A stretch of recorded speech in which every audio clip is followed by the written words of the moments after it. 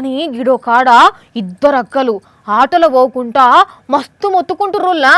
Auto అన్నా ఆపన్నా ఆపన్నా అని అరుస్తున్నారు. మరి పాపం వాళ్ళకు ఏం ఆపదొచ్చింది, అసలు ఆ ఆట నడిపేట ఆయన ఎందుకు ఆపుతలేడో చూద్దాం పాండ్రుల్లా. ఆగు, ఆటలో నుంచి కాలు బయట పెట్టింది, అంత స్పీడ్ లో కూడా కిందికి దునకాలని చూస్తున్నది, అయినా కూడా ఆటో ఆపుతలేడు దీని డ్రైవరు. అన్నట్టు ఈ ఆటలో ఈ ఒక్కామె కాదుల్లా, ఇంకొక ఆమె కూడా ఉన్నదట.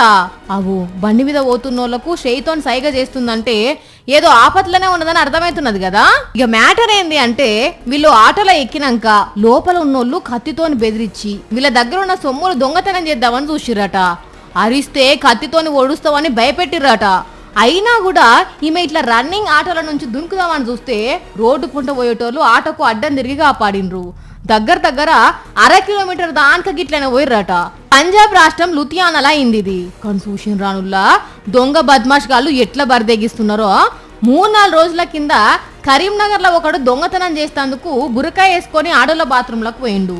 ఇప్పుడేమో వీళ్ళు పట్ట పగటిల్లి రోడ్డు మీద ఇట్లా ఆటోలనే బెదిరించి దొంగతనం చేయాలని చూసిర్రంటే వీళ్ళ బలుపు మామూలుగా లేదు పోన్రీ.